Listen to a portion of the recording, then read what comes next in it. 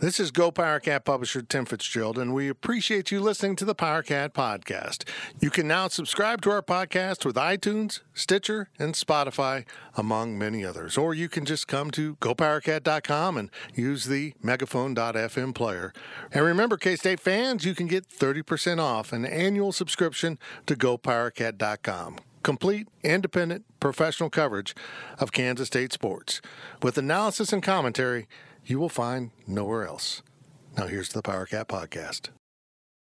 The following is a Spirit Street production.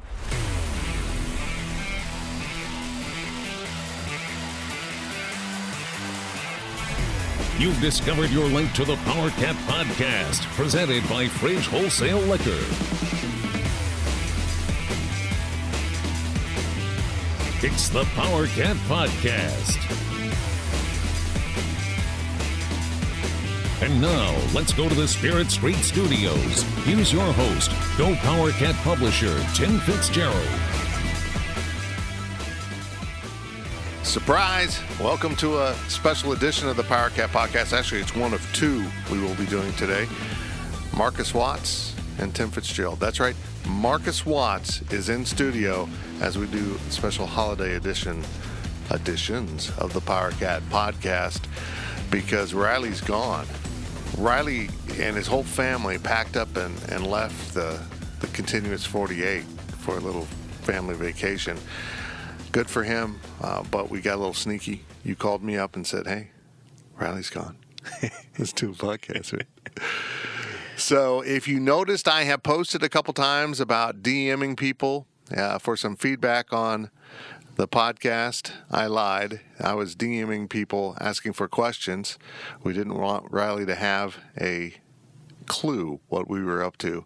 And boy, did we get a ton of questions. We wanted to do one. We're going to attempt to do two here today. Well, we will do two. Yeah. We might pick up the pace and speed through the second one. We don't want to be in the studio for 4 hours on July 3rd. But we appreciate you listening to the Powercat podcast. We're sponsored by the Fridge Wholesale Liquor.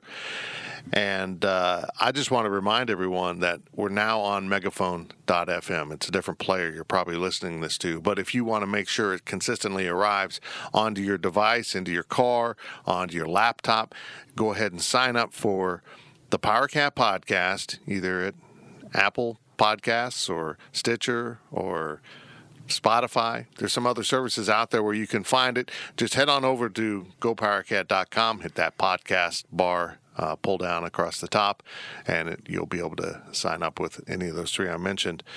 And again, we're sponsored by the Fridge, and we appreciate Kevin and everyone at the Fridge for their continued support of the podcast. I know it's a mutually beneficial agreement we have here, and I think it, as far as I know, will continue on into the future. As we begin to examine other podcasts, we will have a much more diverse podcast menu for you coming this fall. We got some pretty exciting ideas, some of which I still need to flush out, so some calls will be made to see if we can get special people in here on a regular basis. And of course, if you do sign up for the Powercat podcast on Apple or Stitcher or Spotify, please take time to give us a rating, a good rating, and give us a quick review. It helps us out in search engines and etc. But we hope you enjoy the Powercat podcast and will endorse us and share it. As we continue to try to grow this podcast into something special, there's a big shakeup in Kansas City radio, and the one voice of K-State sports, the one K-State graduate in the market, even though he was controversial and some of you didn't like his views, he's off the air, and I'm really worried that there will be virtually little to none discussion of K-State sports except when guys like Riley Gates and myself hop on the radio. So we will be doing a lot more podcasting, including post-game, pre-game. We're bringing back the pre-game podcast in a little bit different format. But this new studio has enabled us to do a lot of things, and now it's real easy to bring in guests over the phone, and we'll do more of that. But we're real excited about the future. Our first segment's brought to you by Tanner's. Get on down to Tanner's. A great place to stop by over the holidays here and go have a cool one. That's good for beer. Exactly. You're smoking meat right now, aren't you? Say what? Aren't you smoking some meat right now? Yeah, actually smoking a pork butt for some pulled pork. This is what's great about smokers. You put pork butt on, you get the temperature right, you come here. Exactly. set it and forget it. God, it's great. Not my smoker. Set it. Go check it every hour because the computer might freak out and drop the temperature. But there's always that chance. So, hopefully when I get home, it's still sitting at the right temperature and nothing's went wrong, because we'll be in here for a couple of hours, and yes, we will. It could prolong it, or it could be just right when I get back. Well, Mr. Zach Carlson's normally with us too, and he's the one who asks the questions, but he has other duties here on July 3rd. So the questions from Wild Bass Station will be emceed by me, myself, and I, as we launch into the Powercat podcast. And they're not really your questions from Wild Bass Station. They're your questions from the subscribers at Go Powercat. And we appreciate everyone that sent us in questions. A lot of people did, and we have a long list of questions. And I've done it a little bit differently here. I've just kind of chunked them down by user and kind of somewhat in random order so that we get a beginning and end to all the segments. And we're going to start off with our questions with What a Cat. It's for you, Marcus. Where have you been? Are you going to jump in at all? Oh, yeah. Okay. Where have you been? Why did you quit the podcast? It was because of Riley, wasn't it? Exactly. I just couldn't deal with Riley anymore. No, I got a job that I travel a lot for, so I'm pretty busy. You had a local job. I mean, somewhat local, on a set schedule. It was easy to get in and out, but now you're out on the road. Yeah, and my schedule changes every week, and I'm traveling over 1,000 miles a week. So to get it and set it up, it's real hard. But I'll be back for the fall and football. We'll figure something out. I'll be back on the pregame podcast for sure. Yep. I don't know for other podcasts if I'll do much.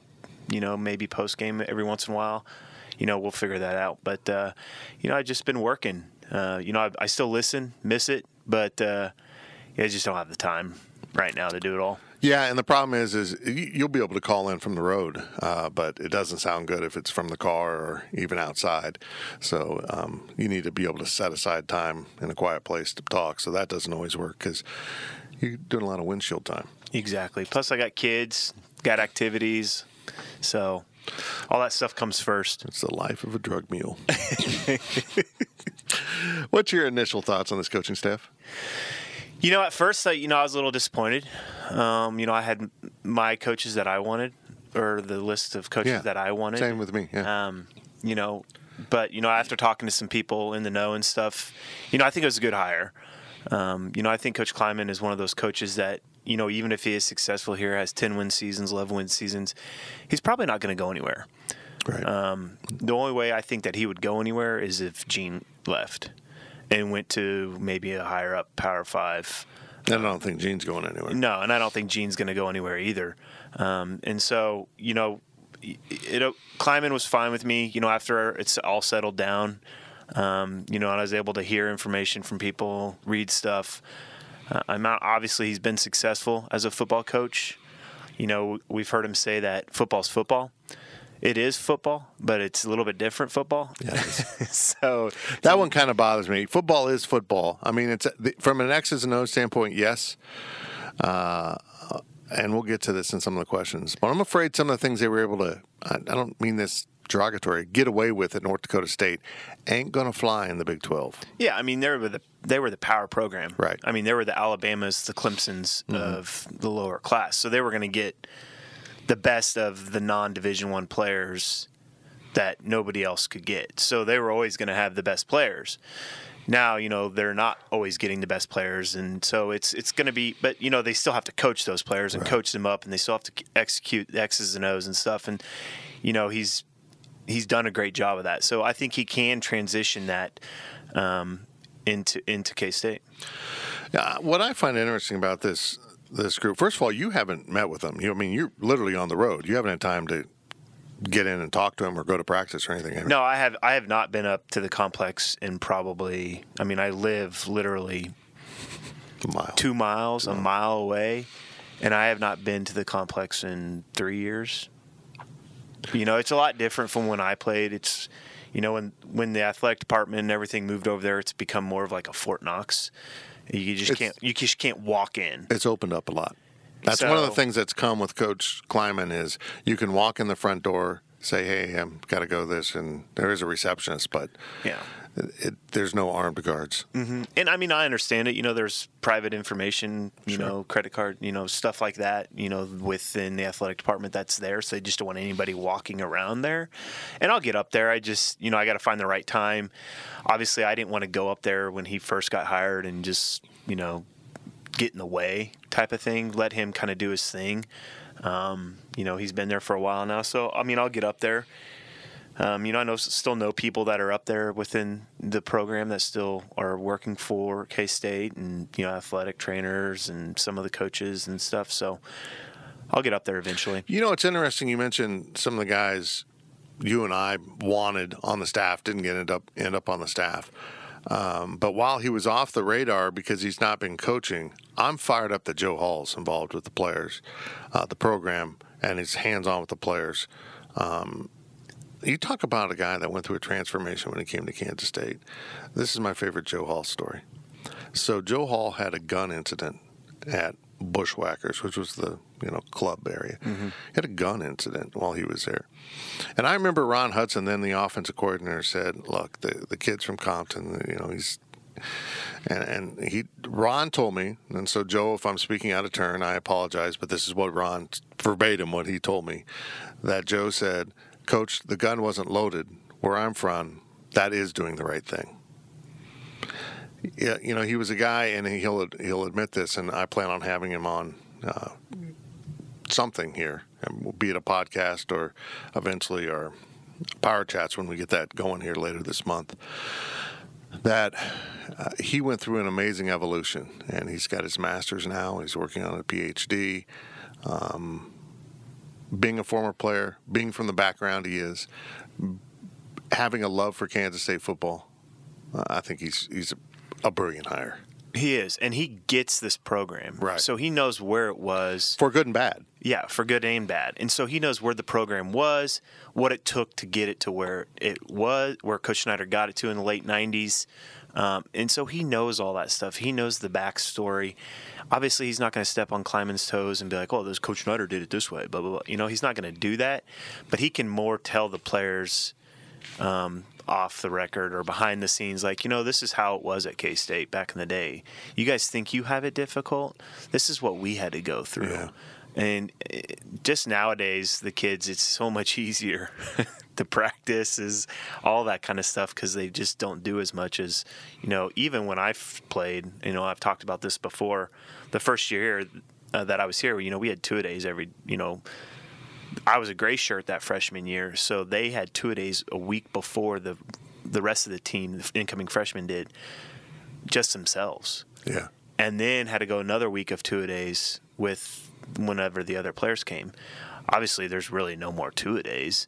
And so it's, having Joe Hall around to let people know, you see this beautiful stadium, beautiful press box, beautiful complex.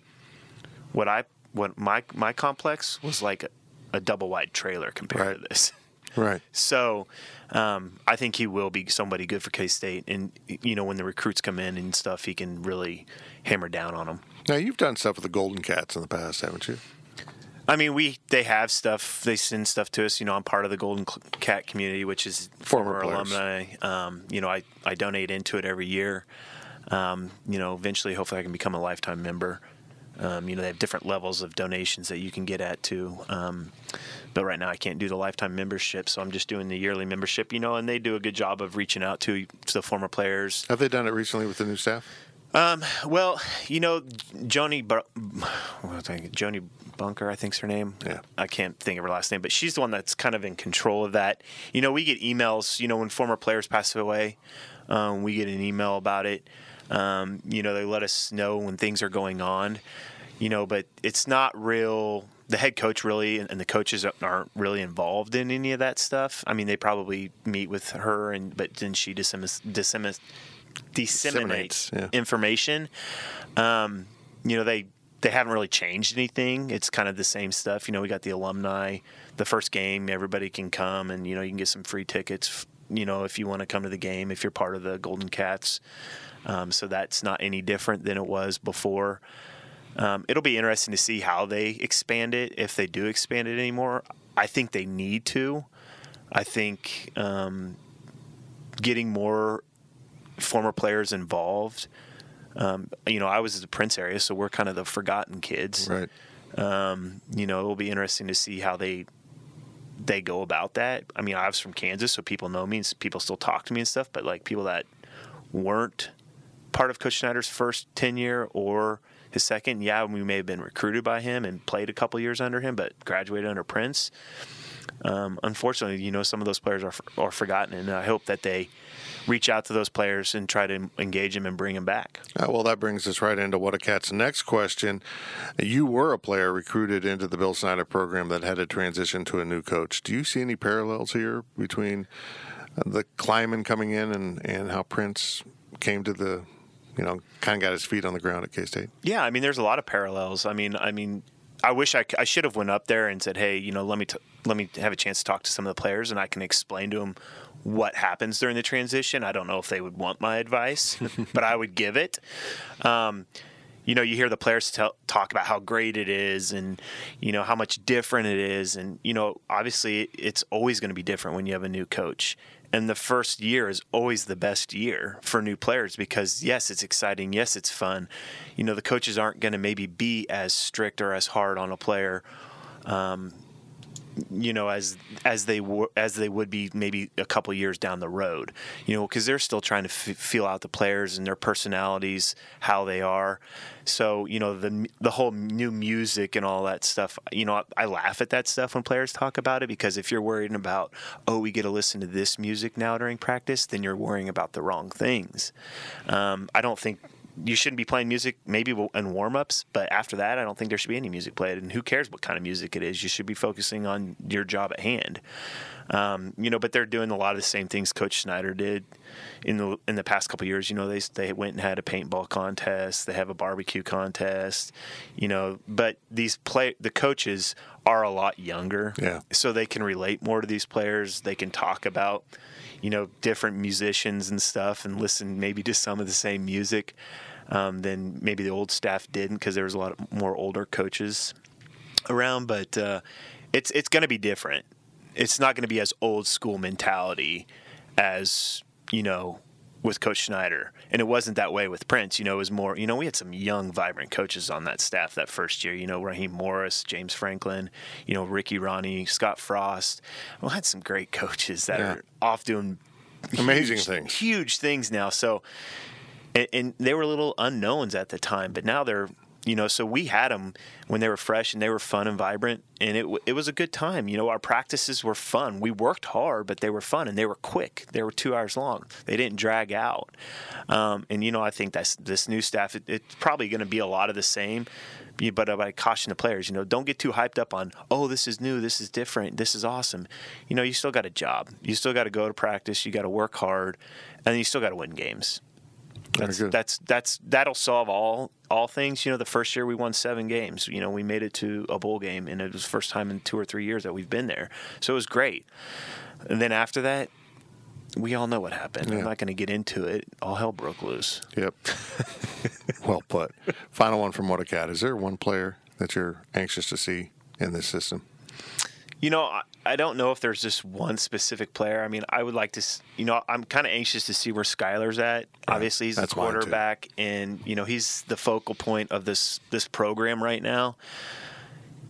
People think last year with this, I was more on the Alex Delton side because of what Coach Schneider did offensively than Skylar Thompson. I saw flashes of Skylar Thompson being a great player, but I also saw a lot of stuff he needed to work on.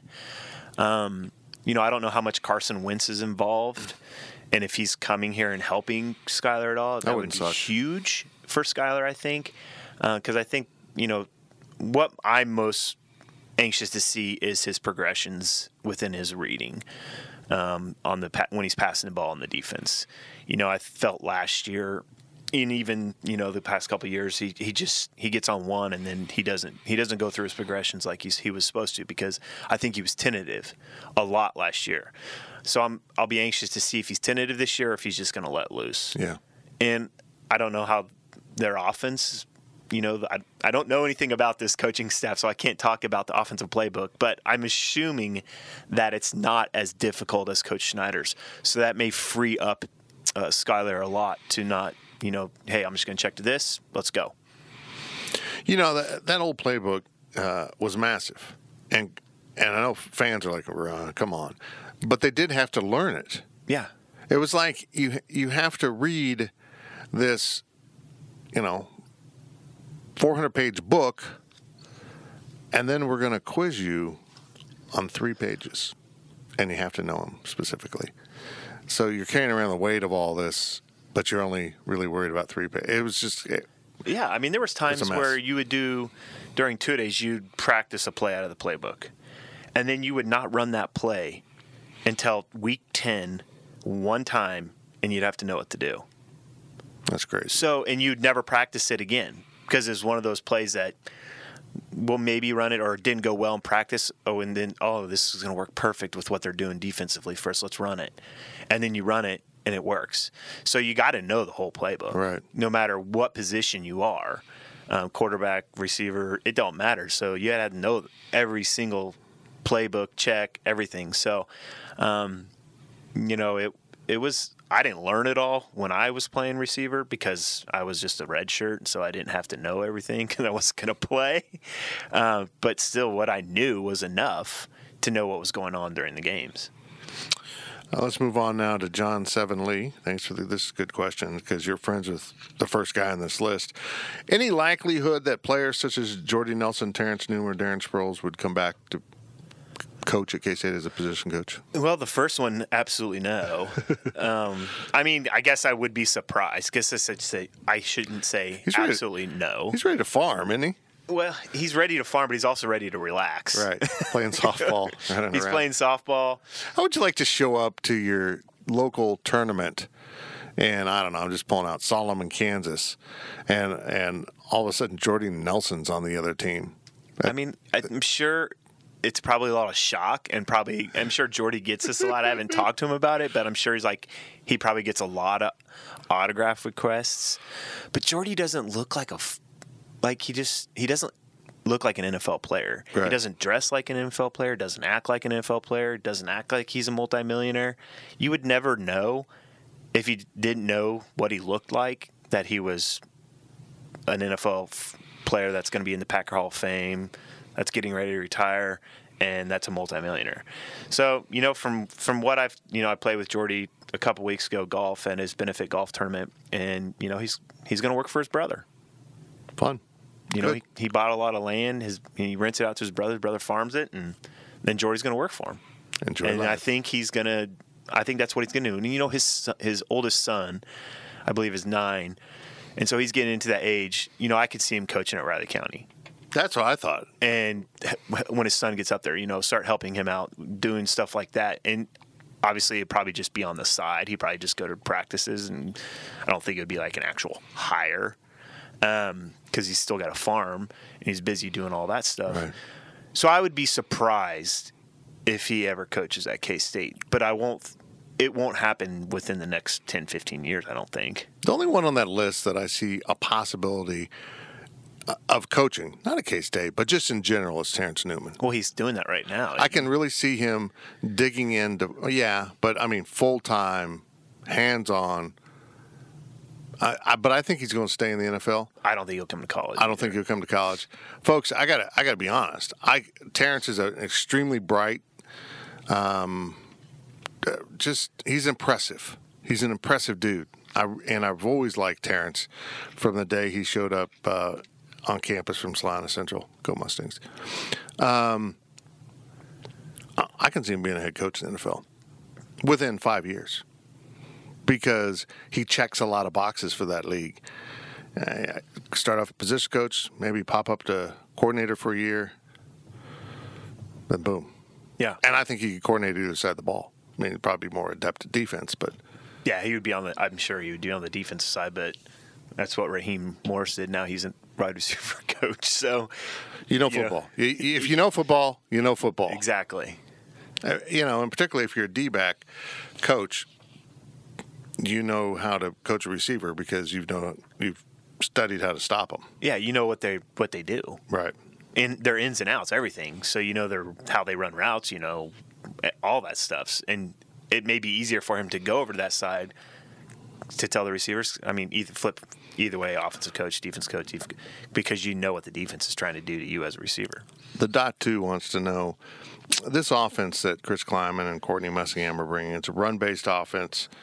How successful can his offense be in the Big 12, and are Big 12 defenses in their current format susceptible to what they do? Well, yeah. I mean, that's agree. why Coach Snyder's had so much success, because everybody's going for speed on defense. Strip down, 200, smaller 220-pound linebackers instead of safeties. How many times do you see a base defense? Never. Yeah. It's always nickel or dime. And so you're always going to have a smaller nickel guy out there. I asked Scotty Hazelton once about it. Will you be a nickel? And he goes, no, we'll stick to our base defense. And then I find out that their nickelback is essentially a Sam linebacker. Yeah. I mean, is Walter? Probably he's the best choice they have right now. They want someone bigger than that. They want a more truly hybrid safety D-back, but they just don't have that body in the program right now that can pick it up. Yeah, you may see Walter Neal in there, and it may be their base defense. I mean, Jonathan Alexander fits what they want physically, but I don't think he's gotten himself to the point of getting on the field. Yeah, and I'll tell you this. So Coach Schneider started kind of the spread quarterback run game stuff, and everybody started picking up on it, putting their own wrinkles on it, and then went to the air raid offense. It'll come back. Oh, absolutely will. It'll come back to a power game eventually. I will be intrigued to see how much success they have. They do benefit from one thing. They have a very experienced offensive line that knows how to run block. They do not have the benefit of experienced running backs, at least in this conference, in this program. I mean, none of them are experienced in this program, but to have two guys arrive on campus as seniors with no background in what they're about to do, and those are your 1-2 on your depth chart, that's a huge unknown. Exactly. Okay, so I got a request this week amongst the questions from everyone that DM'd me. One of our regular posters said, "Hey, I've been using this name. I've always had this name. Can you give me a new name?" So the only way I can check to see if a name's available is to actually change the name and hit save. I haven't heard back from him if he likes his new name. So, Nelson44 KSU is now Fullest Nelson. I thought it was funny. And here we go. If he doesn't like it, then he might be stuck with it now, but we can find something else. What's the conversation like with coach trying to talk to player into switching positions? Because you did it. Well, mine might have went a little different than other people's. Mm-hmm. I was asked, but I was more told. I love Coach Snyder. He would say, "Well, we'll move them if they want to move, but we won't move them." And I'm like, "That's a lie." Yeah, I know that's happened. Guys have gotten moved, and I was absolutely against it. And the reason why I was absolutely against it was because for 2.5 years I was learning offense, the offensive playbook, and I'm like, why would I switch now when I have a chance to play receiver next year, and switch positions, and I'm not going to have any chance at all? Because I have to learn a whole new playbook. Now, obviously, going from offense to defense is easier because the defensive playbook's not as in depth. And, there's only so many coverages that you can play. And so, I think it's a thing they'll come in, they'll ask the players and stuff. But if a player says no, he's not being a team first guy. Right. It's kind of a no-win situation. Yeah, it's a no-win situation. Even switching from quarterback to receiver or quarterback to safety. Look, if I'm second or third on the depth chart and I got a Skylar Thompson who's ahead of me and I'm probably not going to see the field very much in the next 2 years, do I love quarterback? I mean, I was a quarterback. I loved playing quarterback. Right. I didn't care. I just wanted to be on the field. And so when I finally got that mindset, when, Coach kind of told us, and I talked to Coach Bob Elliott, and that I was going to have a chance, that they were going to give me every opportunity to earn the starting job, I just went and ran with it. A lot of it for me was I learned it, but a lot of it for me was instincts. I was born with a lot of natural instincts to play football, right, to play basketball, to any sport. And so I just let my instincts take over. I messed up a lot. I mean, the Marshall game, I forced a fumble on the goal line after they had a long pass. That was my fault. I totally ran the wrong defense, let the guy go right down the middle, skinny post. He was wide open. But I was like, uh-oh, and let instincts take over. I mean, did I tell myself, hey, strip the guy? No, it just happens. And so when you have that as a player, it makes it easier to switch positions. Right. And so it's something that the coaches can talk to. Look, we instinctively see you better at a receiver. You know, give it a chance. But the players got to buy in. If they don't buy in and they switch, it's a nightmare. And it'll never work. Right. It doesn't work.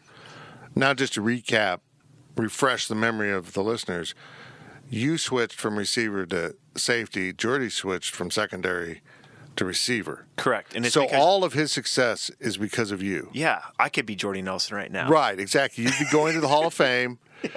Jordy stole your life. I wouldn't have a dislocated hip. I wouldn't have a broken back. I mean, let's put it that way. That's the latest thing. By the way, let's fill people in. You've recently found out you've got a couple cracked bones in your back, probably related to football. Yeah, I think this is a question for later on, but for maybe the second segment. Yeah. But, yeah, we can get into it when we get into that question. But I just recently found out some information that's – I mean, I've known there's been something wrong, but – I've known that about you. I didn't know to severity what it was, and I finally found out. So, so when the switching and all that stuff, hey – you just got to take it and run with it as a player. You watched Ron Prince acclimate, you know, that bridge between taking over from Coach Snyder all the way up to the first game. What's that like for a coach? It can't be easy. There's probably so many things to do, it's overwhelming. Oh, yeah. I mean, I couldn't imagine doing it. You have to come in, you have to earn the trust of the players. So many relationships have to be built. Yeah, and I think the best thing Ron Prince did was hire a good staff. Did a great job. His staff, I mean, you interact with the head coach, but not as much as you do your position coaches. So it's more on the position coaches when you have a new head coach, new staff. It's more on the position coaches than it is on the head coach. And so I don't look at Kleiman and be like, oh, it's his job to acclimate to the players. It's the position coach's responsibility.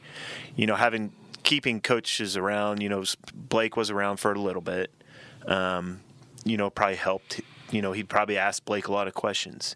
He probably has asked Colin Klein a lot of questions about certain players in the program. You know, because he needs to find out who are the players that cause issues, you know, so that he can keep an eye on it and get him out of here if they, you know. That's why you've seen some players leave, because they've probably been ran out because they may have been put up with in the last staff for so long that Kleiman's not going to deal with any of that stuff right now. So let's wrap up the first half of this podcast. Fullis Nelson wants to know, how excited is it not to have Riley irritating you on this podcast? That's so exciting. I know. I listen to the podcast, and sometimes I just want to call in. I'm like, I wish this was live. Because I just want to call in and just banter with Riley and just totally be like, you're so wrong. No. I love Riley, but, you know, we do get under each other's skin. It's like brothers. It's like you guys just kind of go at it sometimes. It's really funny. It's good. So here's what I do. I just call Fitz after I listen to the podcast. And I'm like, Fitz, Riley was totally wrong on that. I don't say anything about Fitz when he's wrong or anything like that. No, that doesn't fly. But, no, I always call Fitz. I'm like, you know what Riley was talking about? You know that question in the last podcast, this? I'm like, that's so not right. It's totally opposite. And coming from a player perspective and coming from maybe somebody from the media, it's completely different. And so Riley may think he knows, or he knows, but he really doesn't know certain things. And there's a lot of things that Riley does that I have no idea.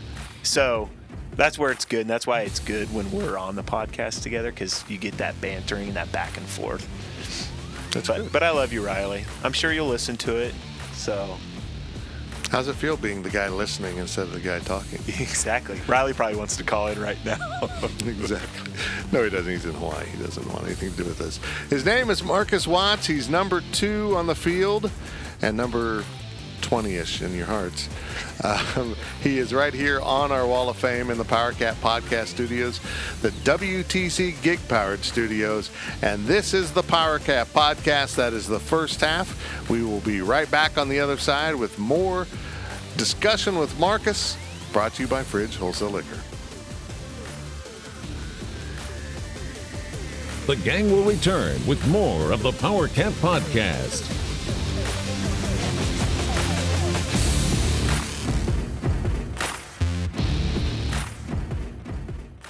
Hey, I'm Ryan Reynolds. At Mint Mobile, we like to do the opposite of what Big Wireless does. They charge you a lot, we charge you a little. So naturally, when they announced they'd be raising their prices due to inflation, we decided to deflate our prices due to not hating you. That's right. We're cutting the price of Mint Unlimited from $30 a month to just $15 a month. Give it a try at mintmobile.com/switch. $45 up front for 3 months plus taxes and fees. Promo rate for new customers for limited time. Unlimited more than 40 gigabytes per month. Slows full terms at mintmobile.com. Listen up. I won't sugarcoat it. This is the longest cold, flu, and allergy season we've ever seen, but we're not alone. We've got Instacart. Sure, you may be a coughing snot faucet who just wants mommy, but you're not giving up!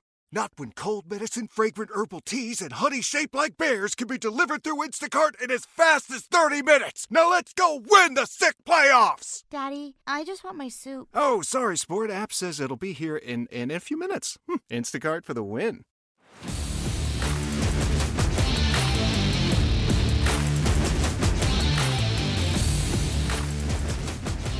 Back to Fitz of the Powercat Podcast, sponsored by Fridge Wholesale Liquor.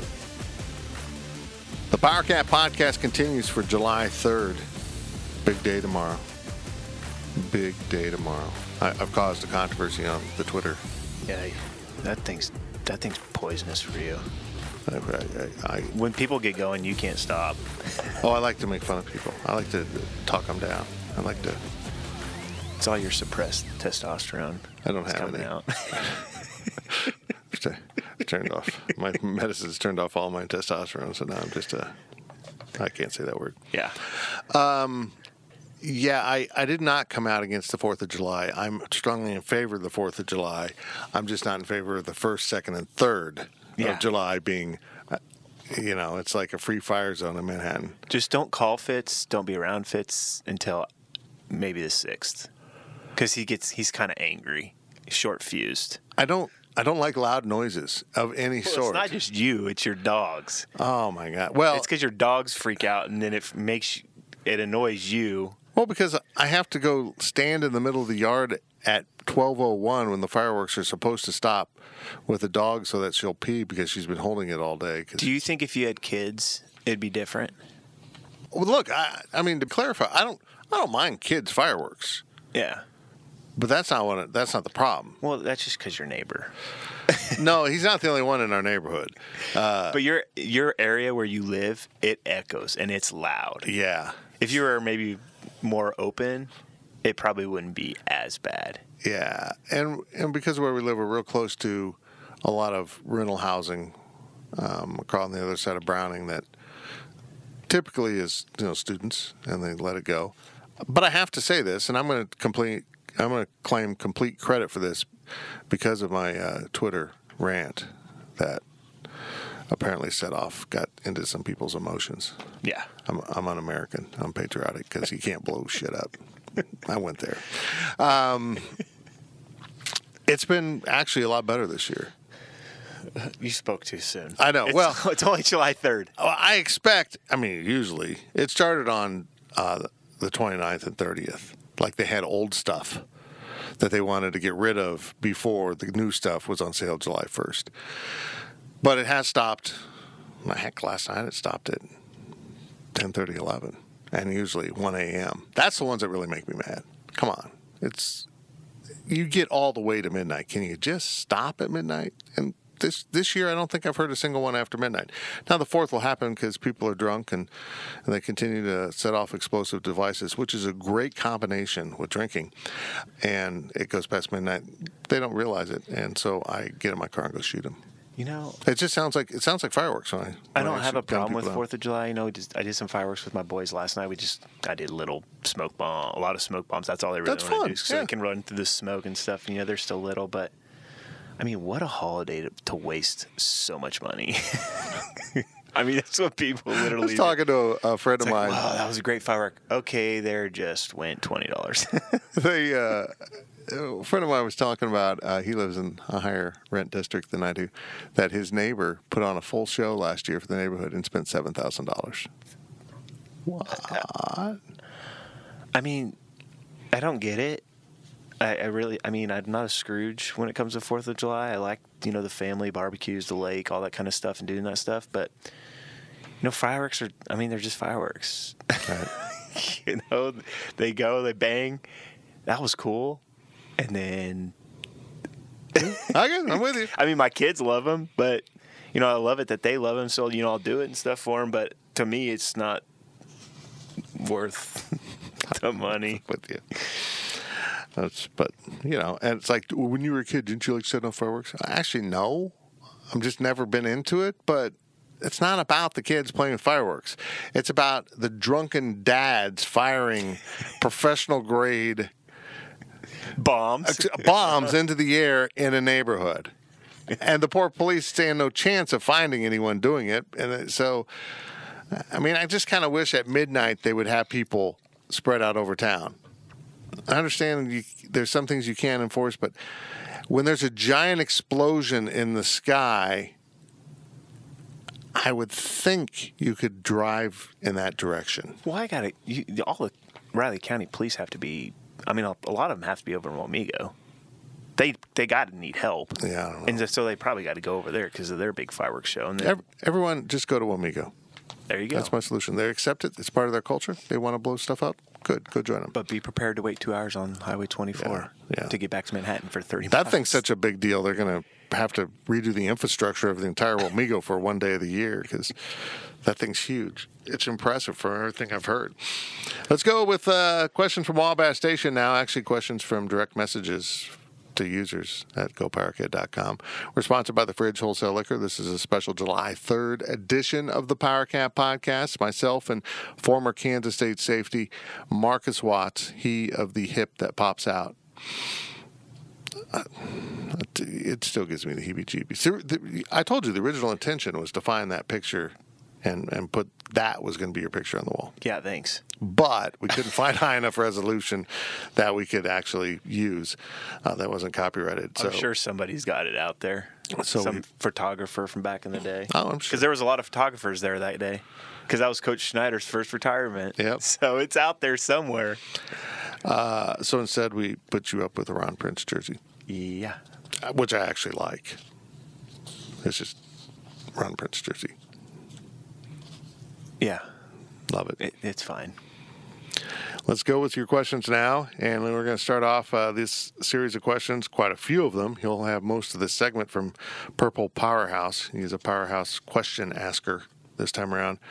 Why is it they're having problems attracting receivers? And, are they worried that they're not going to get the ball enough in this offense? It's obvious. I mean, if I was a receiver, I probably wouldn't go to K-State either. See, this is the thing. This is the first comment I have about the change in levels. Football's football.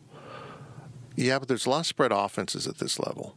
So if you're a receiver, that's where you're going to go. Oh, yeah. If I'm a good receiver, I'm going to go to Texas Tech first or... Absolutely. I don't even know who other schools, but like... That'll be Tech anymore. I'm gonna just go somewhere that's going to throw the ball that I know I'm going to have maybe a 50-50 chance to get a ball every 2 or 3 snaps. K-State with Coach Schneider you hardly ever got the ball. Tyler Lockett did, but that's because he's Tyler Lockett. They haven't had many. Byron Pringle, who is probably going to get some playing time this year with the Chiefs, he didn't even get the ball that much. No. So why would you want to come to a place that doesn't throw the ball, that you may run 60 plays and not have the ball thrown to you once? That would be miserable. You know, I mean, you might as well just go to, who was it, Navy or Army that just runs the triple option and you're just going to block all the time. I mean, you might as well just go to school there. But, you know, I mean, who knows what, you know, they're going to run some, you know, the power game and stuff. That's kind of what they have done in the past up at North Dakota. So it's, you know, if I were a receiver, I would probably look at another school before I'd come here. I think it's really and that's valid. probably what's happening. That brings us to Purple Power has a second question here. Will they have enough quality receivers to be a threat to offer that balance to this running game, or will defenses be able to say, handle it, man, load the box? You know, it's too early to tell. You know, we don't know a lot about the receivers that are still around. You know, losing Zuber hurts. Risen, we hardly knew you, but hurts. You know, I mean, losing any production that you were coming back, or any high-profile receivers that, you know, it's going to hurt. You know, getting Dalton back helps. But, you know, you just don't know what else is there. You don't know who's going to step up. Are they going to step up? You know, that's probably the first two games what I'll be looking at the most is receivers, seeing if they're getting separation from, you know, the defense. You know, makes Skyler's job a little bit more difficult because he has to be more precise, because he doesn't have those high caliber receivers that can just make catches out of nowhere on a bad throw. So yeah, I'm concerned about the receiver position, and you know, but it's not what K-State's about. But you have to have it if you need it. Right. And so we'll see. You're going to be behind at some point. I think we'll get to this later in the podcast. At some point, you're going to be behind. Not used to doing that at North Dakota State, and you're going to have to play catch-up. Yeah, and Coach Schneider always said, you know, teams would stack the box against K-State, but he didn't care if you put 11 guys in there. He still believed that you could block it, even if you only had 8. So, you know, I'm sure Kleiman kind of has probably the same, and Mess have the same thinking, because you have to have that thinking as an offensive coordinator, and if you do a lot of the power game. I hope to see Skyler under center a lot more this year, because I think the play action pass, which has kind of gone away, because the whole zone read play action pass is kind of it's not really play action pass. I think the under center play action pass will be something that K-State will need to utilize to help these receivers, and you can do that. It is much more effective under center. It's much more effective if you've been banging away with the run, and honestly, it's more effective if you had success with the run, and then people know they have to come up from the secondary to help. Yeah, it takes longer to develop. It gives the receivers more time to get into the routes and to get open. Yeah, coming out of the shotgun with it, it just throws off the whole timing. It's quick.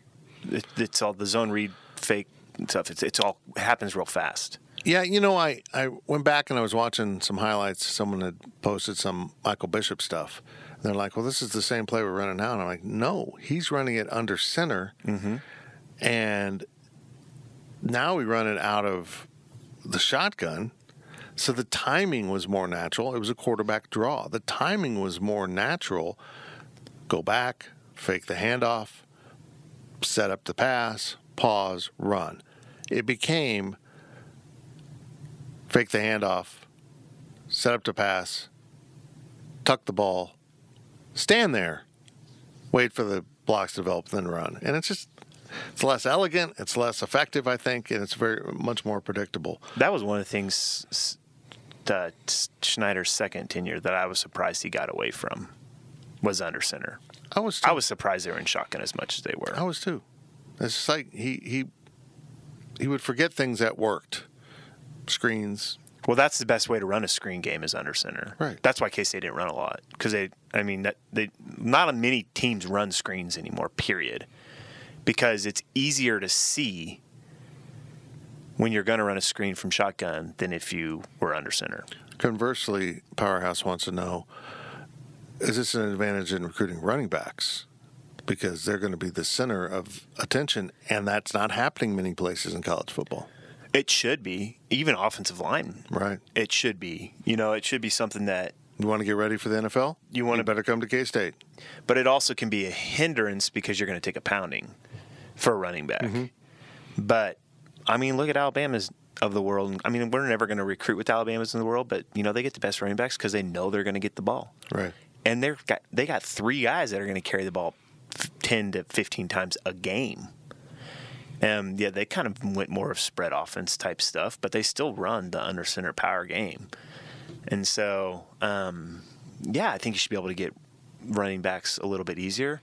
Is it going to take some time because people don't know what things look like? Yeah, you can look at North Dakota's stuff, but you don't know for sure. I think it'll be nuanced. It'll be different. Yeah. Now, that brings us to the next question. Coach Messingham was offensive coordinator at Iowa State, and it was basically run out. Ended up at North Dakota State and had great success at that level. This question might be more for me because he wants to know what's the difference here. And quite honestly, the difference is he ran Paul Rhodes' offense, whatever that was at Iowa State. I couldn't even tell you what it was. And then he went to North Dakota State and adapted to what they wanted to do offensively. And I think he found his sweet spot. I think he just found his comfort zone in play calling and probably built a lot of confidence because they had great success. Well, and this is where it's great when you have a defensive-minded head coach. Right. Because the offensive coordinator is going to get to do what he wants to do. Right. It was the opposite under Snyder. It was the opposite under Snyder. It was the opposite under, other coaches, So Andre Coleman was the offensive coordinator, but he was running what Coach Snyder wanted to run. I didn't. In some ways it's Kleiman's offense because this is what he wants to run. But it's kind of like, here's the keys to the car. I picked the car. You go drive it. Yeah. You go out and execute it and give me up some plays and, do what you got to do. He's not going to probably get involved too much in it. He'll let them do their thing. He'll put his 2 cents in every once in a while, but it's not going to be going through the headset through the head coach to make sure it's okay. It strikes me that if your head coach is a defensive mind, like Chris Kleiman, and you're designing plays and talking about things, as I said earlier in the podcast, coaches are coaches. I mean, they know offense, defense, they know how things work, but this would be a great advantage. This is what I want to run, and a defensive head coach would go, man, I could stop that easy. Yeah. If you pull this guy or do this or have this shift before, that's going to cause me problems. That's why I think it's better to have a head coach that's a defensive-minded coach. And I was going to say that Gene Taylor felt exactly that way and wanted a defensive coach. I think it's easier to have a defensive head coach than it is to have an offensive head coach because when you have an offensive head coach, there's just too many. And offense is probably the more complex things to coordinate compared to the defense. Even the Packers, when they had Mike McCarthy, he was not calling the plays there for a while. But then halfway through the season, then he started calling the plays because he didn't like how things were going with the offensive coordinator that he had. And so you don't really have that with a defensive-minded head coach. And it's not as much of a big deal if he takes over calling the defense from the defensive coordinator. So I think it's easier that way. Next question from Purple Powerhouse. Marcus, since you haven't been around much lately. I've been around. Well, he's been around. He just hasn't been on us. I get on the boards. I don't post on the boards. I don't do any of that kind of stuff. So don't ask me questions or ask me to. And you kind of got into this earlier in the podcast, but what are your kind of fly over the top opinions of this new staff? I think I'm in wait and see mode. I am too. I'm not going to jump to any conclusions, even with recruiting. Is it great they got 16, 17, whatever commitments? Yeah, it's awesome. They're out there recruiting. You see stuff all over social media. But it's 6 months into the job. Why would I jump to any conclusions I don't have any impressions at all, really. I don't. It's easy to win the press conference. Oh, yeah. Ron Prince won everybody over that first year. Mm-hmm. And he was out on the road. Yeah. Doing a catbacker thing. And he was great, but it was almost like a split personality. I don't think Kleiman's like Prince, so I'm not trying to compare the two. I didn't even see Prince, what became of Ron Prince the last, after that first year. I thought this guy knew everything. And so my overall impression, I can't really judge it because I'm not going to be like, oh, yeah, that's great. And then in 2 years, be like, oh, it was totally not that way. But I don't think Kleiman's like that. I honestly think he is a true man of his word. I think what he says, he means, and I think he'll be blunt and honest. He won't sugarcoat anything. It's going to be an adjustment for K-State fans. And it's been a good adjustment, especially for you guys with the access that you have. It's been amazing. And I don't agree with it. Yeah, this is interesting. You don't agree with it, No. and explain that. I don't agree with that, like, Fitz, that, this makes our job so much better. We have more content.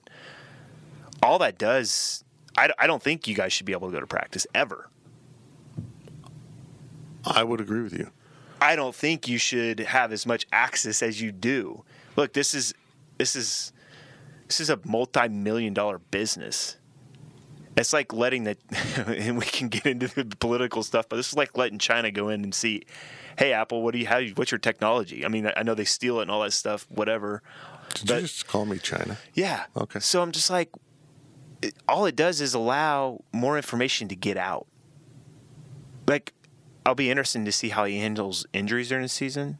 Me too. Because if he tells people, I don't think that's right. It just gives them, okay, there's players out there, and there's maybe some coaches out there that, hey, he's got a sore knee or a sore ankle. So when you tackle him, make sure you're hitting him in that ankle. And I agree. I agree totally with that. So that's why I agreed with Coach Schneider's stance on that stuff, and I know it frustrated people.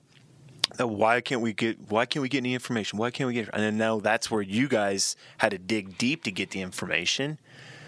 Sometimes I would get mad at you for posting some stuff. I'd be like, hey, I would not post that. I know there's been stuff, but this is where I don't agree on the access. Do I think some? Yes. Talking to assistant coaches, I think that's fine.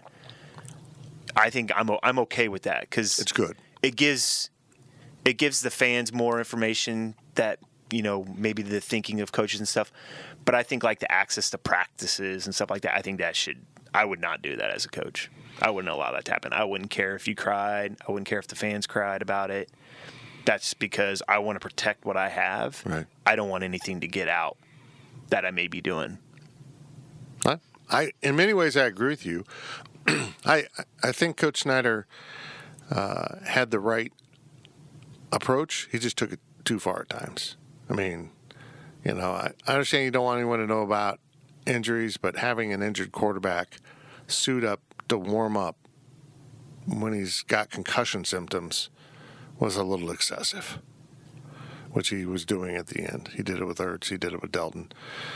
I mean, there's some stuff that, I didn't agree with what Coach Schneider did. I think, obviously, he could try to control too much. And obviously that, as a player, it can be difficult because you had to be careful what you said. I believe, as a reporter, do I love having access to practice? Absolutely. Having my guys be able to go and observe just 15 minutes, 30 minutes, it gives them a really good feel for how the coaches act and, just kind of a better feel for the whole program. But I do agree with you as a person who looks at this from both angles and understands what's important for Kansas State football. I see no benefit to having anyone outside of your football program attending practice. Correct. AD, parents, former players, anyone. This is about business. Let's get to work. So you don't even think former players should be able to? I don't think you should have any distractions. Jordy Nelson's on the sideline. Oh, my God, Jordy Nelson's on the sideline. But that can go two ways. Yeah, it can lift up your play. It can lift up your play. It could make more focus. I don't have a problem with like former players, like people that understand the business or that have been to practice. Right. But media, my biggest thing is media because media is there to write a story. All right. And they're there to disseminate information. We're there to get scoop. If I'm a player and I'm going to watch practice, I'm not there and be like, I'm going to go and tweak this. Right. Fans, diehard fans, they would do it. But if you really are a diehard fan and you had some secret information or something that was a key to a game or something or a player, don't share it. That's just benefiting the other team. Yeah, that's straight up. You just summed up Twitter right there. Yeah. Let's move on to K-Ned. Teams hire people just to follow Twitter. And probably surf message boards, etc. Yes, to get information. There seems to be opinion in the fan base that the staff is missing on offensive tackles. Now, they just recently got a commitment from Carver Willis out of Colorado. His question is this: is it even possible? Because I think Willis is like 260. He's light. Maybe even lighter than that. I'm trying to pull it up, but I don't see it. Yeah, they're listing at 6'5", 260. That's pretty thin. They're looking for guys that can be not projects, but develop. They see the feet, they see the balance, they see the leverage, they see everything. We just got to get 30 more pounds on this kid. Which is easy. His question is this, though. Is it unrealistic to even believe that a guy could come in and play as a true freshman at the Big 12 level at offensive tackle? For example, they need new tackles for next year. They may not have all the answers in the program. Even if they had scored one of the big-time offensive tackles they were trying to get, could he step in off the high school field, even with his spring practice, and start at the Big 12 level at tackle? I'm trying to think even who the last... Did Clary start at tackle when he first came as a freshman? He might have been... Or Whitehair, he started at guard, right? Yeah, but they both redshirted. I think Clary redshirted. I don't think Clary redshirted. God, he was a big... I think he played his freshman year because he kind of came in the same time I was, and he was gone long before I was. I think he started... Well, you stayed 17 years, man. Well, I'm just talking about like even as redshirt freshman, but I think... Gray-shirted, you red-shirted, you blue-shirted, you orange-shirted? I want to say Claire, but I think he might have played guard first. It's hard for a freshman to come in and play tackle. Look, these guys are 18 years old, and they're going up against 22-year-olds. And there's a big difference. There is typically. A huge difference. And these guys were dominant at their high school. Even if you're a strong 18-year-old, you don't necessarily know how to use it right. No. And they were just so much bigger and stronger than everybody. They just would just get, once they touched them, it was over. Now they couldn't do that. I mean, so they're going to have to go probably JUCO route if they don't have anybody in... Or transfers maybe. That's my thought is they're going to go get some redshirt guys that can redshirt their freshman season. They're going to possibly find a senior transfer at tackle. And you can even move your guards out. A JUCO guy. Yeah, you can Cody White. You can move your guard. You may have some younger guards that are starting and move them out to tackle and then bring in a freshman at guard. Look, the guards have more help. They got the center and the tackle on each side. Right. The tackle's only got a guard. Right. So... Very good. I don't know. It's possible. Well, that's it for the second half of this Powercat podcast, the July 3rd edition of the podcast. We're sponsored by The Fridge. I failed to mention the high-low. Get to the high-low of the 4th. It's like fireworks for your taste buds. What was that? I love the high-low so much. Great bar, great food, great people. Get on down to Aggieville. And we'll be back on the other side of this break with more. Kind of an overtime, not really. Along with Marcus Watts, I'm Tim Fitzgerald. We'll be back. The gang will return with more of the Powercat Podcast.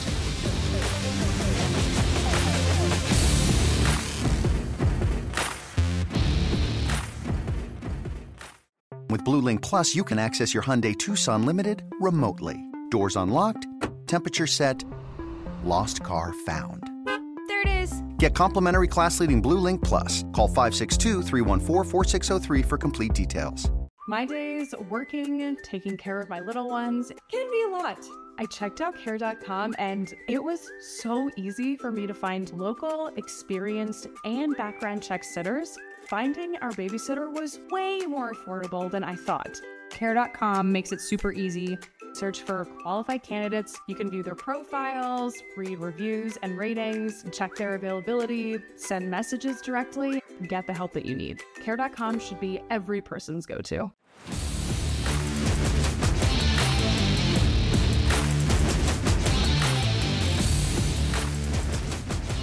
Back to Fitz of the Powercat Podcast, sponsored by Fridge Wholesale Liquor. Welcome back to the overtime.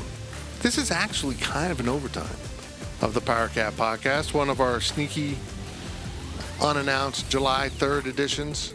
I'm not sure what the other podcasts we're about to record after this, what date I'll put on that. If I'll just put July 4th on it, put them up same time. I haven't decided, Marcus. It's big decisions. This is the kind of stress I'm under. These decisions. Yeah, if you only, while you're sitting there drinking beer, watching fireworks, you can put some headphones on and listen to us for 3 hours. If you're scared of fireworks, the loud things like I am, go ahead and put on some headphones and turn it up and have the soothing sounds of Marcus and Fitz. He's Marcus Watts. I'm Tim Fitzgerald. This is the GoPowercat.com Powercat podcast, sponsored by Fridge Wholesale Liquor, and we are sitting here in the WTC Gig Powered Studios. A reminder, go ahead and just subscribe to this at Apple, Stitcher, Spotify, whatever one you want to use. Give us a quick review if you want, a positive review. Keep your bad things to yourself. They talk about liquor all the time. Why do they always talk about that liquor store? I gotta go there and get some stuff. It's because it's like Toys R Us for adults, but it'll never go out of business. See, that is one of the businesses that is pretty much guaranteed not to be run out by the internet. Because you're not going to be ordering. I know until drones start delivering liquor to your then they're in trouble. But Kevin's probably going to have the drone service himself. Yeah, exactly. I mean, I know some people get wine, but really, I mean, liquor's kind of like, I want a drink. Let me go to the liquor store. So get into the fridge. Our segment sponsors are Tanner's and the High-Low. Great places to hang out over the holiday. Got a long week here. Maybe you're off. You're listening to us. You're not doing anything important. I know that. Let's get into the questions from Wabash Station. Overtime. And we're going to start with KSU vet alum. This person obviously has treated animals in the past. So this is a medical question. Marcus, how's your body holding up now after all of the football? And I'm going to add, do you need to be put down? That's for vet alum. I mean, we kind of got into this a little bit. Obviously, I have hip issues. Obviously. It's just soreness and stuff, especially in the change of the temperature. So when it goes cold to hot, hot to cold, I can feel it. I got to pop it every once in a while just to loosen it up. But, the biggest thing recently is kind of found out what was going on with my back. I heard it really bad before we played Texas my senior year, I believe it was. Senior or junior year, I can't remember. I think it was senior year. When we played down there, I threw it out really bad and couldn't walk for, I tried to warm up and I was like, I'm going to be worthless. So I was like, I just pulled myself out of the game and didn't practice for 2 weeks. But I found out that I have it's what's called a double pars fracture. It's not really going to get into it. If you really want to know what it is, you can Google it. So kind of trying to figure out what to do, whether I need a fusion surgery on it or not. But you came back and played eventually. Yeah, I came back and played. It's probably something that happened during football a long time ago, but for the last year and a half has been bothering me a lot. I'm either at a 2 or an 8 in pain, depending on the day, depending on the movement, depending on how I'm sitting, depending on how I'm laying. That's my life right there. So, I deal with it every day. I can still swing a golf club, but, the next day I might not be able to walk as good. And I'm a little stiff. So, it's something I really need to get fixed up. I'd like to be able to wrestle around with my kids, play with my kids, do certain things, and some stuff I just can't do. Got some shoulder problems that I never got fixed when I was at K-State, but I just deal with it because I can still swing a golf club, and that's most important. Any chance they'll remove your spine? Just actually take the whole thing out? Yeah, I wish. You can just get a new one, get a cadaver one, that's good, or just a prosthesis one, that would be a bionic one. That'd be awesome. Like a hip, which I'll have to get eventually someday. Probably not for another 20 years, hopefully. Hips are pretty good. Knees are a little bit less. Hips are pretty good. Yeah, by the time I have to get all that stuff, it'll be like nothing. Robots will be doing it. Robot will give you, like you'll just walk into the doctor's office and an hour later walk out with a new hip. Yeah, it'll be nanotechnology and stuff. It'll be like just they'll build the hip inside. They'll put some particles in my body, and they'll build the hip with inside my butt. There'll be no surgery. I could use that crapper right now. My kingdom for a prostate. I don't even have a kingdom. KPB wants to know what needs to be done to the pregame ritual that will better amp up the crowd for the team. I think we both agree on this. Just redo it. Just wipe the slate clean and start over. You know, I grew tired of the tackling of Willie. I did too. And then the unfortunate incident happened to him when he had the seizure on the tackle. That was scary. So it was taken away. So I was kind of glad it was taken away. But the cannonball has to go. Like, I'm just... The train video. The train. It's so 1990s. It's so old. It's just... I don't know what the right thing to do is. I feel like there are smarter people out there who can take their time to study what other programs do and then contour that with K-State. I understand the train, the Wabash Cannonball. I get it. I mean, they've kind of went away from, like, the highlights, too, before of previous games or other years that have big hits and stuff that get the crowd fired up, or the Big 12 championships that they won. I think if you can incorporate that kind of stuff into it, because the fans go crazy when they see certain stuff like that. I don't know what, because I don't go to other colleges and sit in their pregames. I mean, I hardly ever go to K-State's pregames. I'll walk in right when the game starts, but but you still, like, when you walk in the gate, you have a smoke machine located there, and then you run through the smoke to get on the field, right? Or get on the stands. Yeah, which I think is good. I'm surprised Coach even allowed it. Because when we were there, we walked down the ramp and we sit there and, and then wait for Here Come the Cats and you run down. Obviously, we had that big ramp that was not very safe to run down, so they couldn't do that. But, I think they can do some stuff. Just have Harley Day every game. I like it. I mean, that's fine with me. But if they need to do Harley Day the way they did it originally. Just have the Harley dudes show up and the women on the back flipping off the crowd. That's how they used to do it. That's how it became a donor event. Was real Harley people showed up and she was riding on the back just with the double birds up all the way around the track. That's funny. It was beautiful. It was Harley Day, not like motorcycle touring model day. Which is all I would own. Purple Powerhouse comes back into the overtime here. Any idea when you're going to get more audio interviews with coaches and players? That's coming. I mean, yeah, we're going to do a lot more. We're going to do a lot more video, a lot more audio. We'll be inserting stuff. We'll just have more exposure, more ability to do stuff. Coach Snyder would supply us a very limited number of players. And often you couldn't even get a player. You would have Tuesdays where you've already interviewed the player multiple times, so it was hard to even get an in-show interview with someone different every week. Wyatt Thompson could do it because he's part of the program, so he'd go do it have to go to practice, do it separate. But we're going to do a lot more stuff. We're going to have a lot of fun with this. It's going to benefit you, the listener, you, the user, and particularly our VIP people. If you're a VIP customer, one of our subscribers, you're going to really benefit. We're going to get much more context and, just a feel for this team. And we'll have more video, more audio. We'll see how long it lasts. More cat videos. We're going to do a lot of cat videos. Because the whole player thing, I get why Coach Snyder limited to players come to you guys. I know why he did it. I always found it interesting that Coach Snyder would trust random 19-year-old kids to come talk to us, but not his offensive and defensive coordinator. No, he just thought they had better things to do than talk to the media, which scheming for other opponents is, which I get. But I also understand why he limited the player pool to you guys, too. Because he trusted a few amount of players that he knew were going to say the right things, and then that we're not going to make billboard material.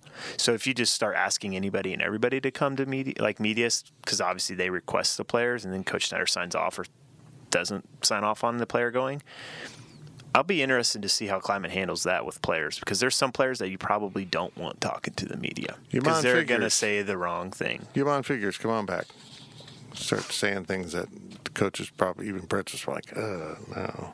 But we're looking forward to some of those changes. This question's been asked, but I got to go back to it. Now that we're in the overtime, Yo Mama wants to know: do you miss picking on Riley? I mean, we're picking on him, but he's not actually here to see it and not to get upset.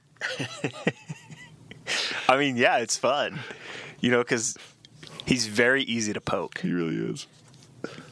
So I know how to poke his buttons, and I know how to get him riled up. Because whenever I come in here, I always poke his buttons somehow. But no, it's all in fun. Oh my, love you. I think you guys enjoy it more than I don't even know that we actually mean to do it. No, but it's not like it's. Oh, Riley, you're wrong. Be quiet. Shut up. You don't know what you're talking about. It's just, there may be a few things we disagree on. Oh, people know. They miss it. But these, like Yo Mama, who's around for a while now, they kind of get it. Adam K63 wants to know, when a tight end scores a touchdown this year, what do you anticipate your reaction being? Mine will just be shock. Was that illegal? Was that like Dalton Reisner scoring a touchdown? Well, let's just, if he just catches a pass. Because the tight end just disappeared. Well, let's go back to what we were talking about. We're talking about receivers not getting the ball enough. They're going to use the tight end. So even when they throw the ball, now the tight end's involved, and the running backs will be more involved. It's poor receivers. Yeah. So if they score a touchdown, I don't know how I'd react. I'll probably laugh because, what? Is that a lineman? I mean, Dalton Reiser's caught a touchdown pass before tight ends caught a touchdown pass. And that was called back because it was a penalty. And I'm like, still. well, will that happen now? I mean, the big guy caught the pass. I think it's going to be fun to watch. I'm a traditionalist, so throwing the tight end is on my to-do list for any offense. Well, the Patriots, they won Super Bowls. It wasn't just because Tom Brady. It's because they had Rob Gronkowski, who was the Chiefs this year. Look, Travis Kelce, great tight end. If you have a good catching tight end, it opens the field for everybody else. Right. It does. And with how Coach was running things at the end, you didn't have to account for the tight end at all. No. Because even if we threw to him, they may not catch it. Well, yeah, but we never threw to him. Nothing was designed to go to them. Yeah. Even if they were and this is where Skyler maybe wasn't as good last year, is he wouldn't get to that third or fourth option. He would get to the first or second and stop. So maybe that's where his progression you can see. But they'll run more stuff where the tight end will be the first option. K-State, they didn't run any of that type of stuff like they used to run back in the day when tight ends were the first option. So that's what's so strange. That's another thing. He used the tight end a lot early in his program. A lot. And then he just got away from it because he wanted them to block for that running game. They just became a glorified tackle. Correct. Let's bring this full circle here as we wrap up this first holiday edition of the Powercat podcast. Folks, if you didn't hear your question, because you sent in a bunch of questions to me on the Sneak Attack podcast, we've got another one. We're going to hit end here and start another podcast. Not sure when we'll put it up. Maybe I'll just put them up together and just be done with it and go have a beer. But Adam K., we talked about fireworks earlier, wants to know, what's your favorite firework? Is there a favorite firework for Marcus Watts? A snake. Snake. Oh, look, it looks like burning poop. I'm not going to kid you. We went and got fireworks last night, and they have a firework called poo-poo. I'm not even kidding you. It is a dog, and it poops. A snake. That's beautiful. I want all those. That's all I want. I want to do that all day long. I'm like, are you kidding me? So, no, I don't have a favorite firework. I mean, my favorite firework is an acetylene bomb. What's that? So, acetylene that's used in, for when you're doing welding, torches and stuff. So you fill, I had some friends that did this. You fill a trash bag full of acetylene. Oh, that seems safe, yes. tie it off, so it's like a big balloon. That's safe as hell. And then you put it on a telephone pole, and you shoot Roman candles at it. So and it it blows goes it. boom, and you feel the shockwave very much so. My neighbor Crazy Will likes to blow things up. That's part of my problem here. And one time he did the water pressure and the 2-liter bottle thing. Oh yeah. But it went way past what they said to do. And it literally sounded like a bomb. It rocked the neighborhood. And you can feel the shockwave. Oh, no, you could. I was outside for that. Obviously, it's not going to blow anything up, but it's just the pressure. That's where that all comes from. I witnessed that one, so I saw it coming. It's the sneak ones, as you don't know someone's shooting a big boomer over your head and it goes off. The lady that's no longer up the street came storming down the street yelling his name.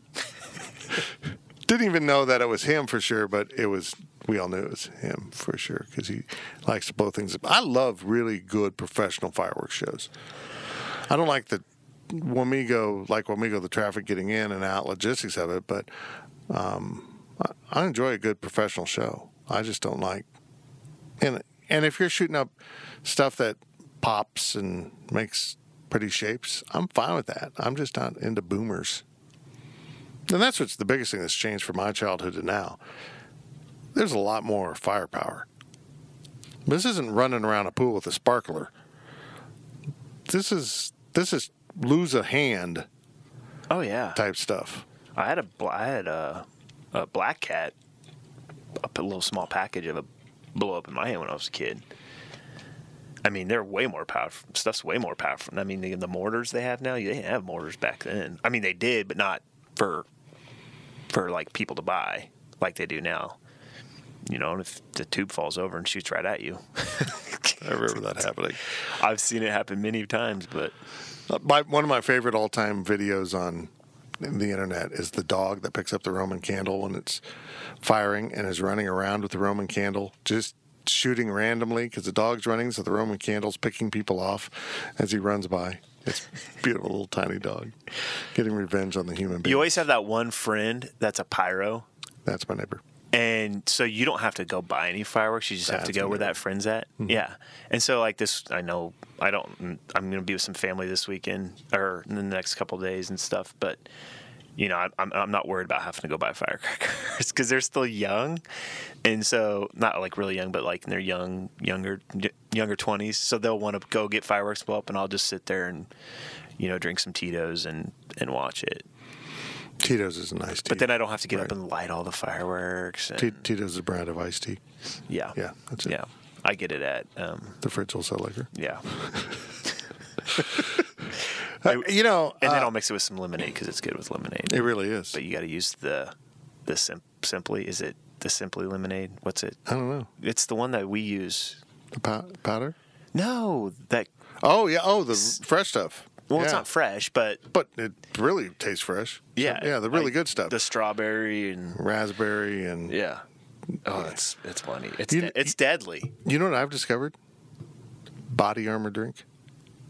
Wait, okay. Like the guy. I know what you're talking about, but that just didn't come out right. But Body Armor drink. Yeah, it's like Gatorade, but it tastes like fresh fruit. Does it smell? It tastes like fresh fruit. It's awesome. And that with vodka. So you're hydrating while you're dehydrating. It's the perfect yin and yang of life. It's the 4th of July. Be safe out there. This is a special day for me. I don't know if Marcus remembers this day in my life. 1 year ago today, they yanked the prostate out of my body. That was 1 year today? Mm-hmm. It's been that long Speaking already? of robots, a robot removed my prostate with the help of Philippe Rosso, a very talented surgeon. He was controlling the robot. He says so. No. Maybe the robot's controlling him. It's been 1 year him. already? 1 year. I was under for 6 hours because I had multiple things done. They did not fix my brain. They didn't fix a lot of things, but that's okay. They fixed a lot of things. A lot of things can't be fixed. A lot of things were fixed that day. One in particular I won't discuss because it's horrifying. And but yeah, 1 year ago today, I was. Well, happy 1 year getting your prostatectomy. Yeah, Woo! anniversary. That's worth fireworks. Yeah, we should celebrate. People are like, it's too bad that you were in the hospital the 3rd and the 4th in recovery, because I was in for 2 nights. I'm like, it wasn't by chance. I missed the 4th, and I was in the hospital. Planned it. Oh, yeah. First of all, it was the earliest date we could do it. Thank God we did, because the damn stuff was spreading so fast. Waiting another week or two might have been really, really bad. But yeah. So this will be my first, and we've been gone a couple 4ths, I think. This will be my first 4th in the cul-de-sac in a few years. So we'll set up the lawn chairs and have there it 2 years ago. Was it 2 years ago? Yeah, because I came over. And watch Will blow stuff up. I think I left early, though, because I didn't want to sit there and watch Will blow stuff up. He does a really nice job. Yeah, he does. He has fun. He's that pyro friend. You gotta have one for the 4th of July. You gotta have one. Well, we burned through that first podcast of this holiday weekend. We'll be back. We're going to tape it right now. So we'll be back with another podcast. In fact, the player will play that one first, and then you'll get to this one and listen to it, and it'll be out of order. Maybe I should just make this the first one. Put it up second, so it'll be first, and then. Oh my gosh, you're making this way more. Oh my God, just this is put one up today and put one up tomorrow morning.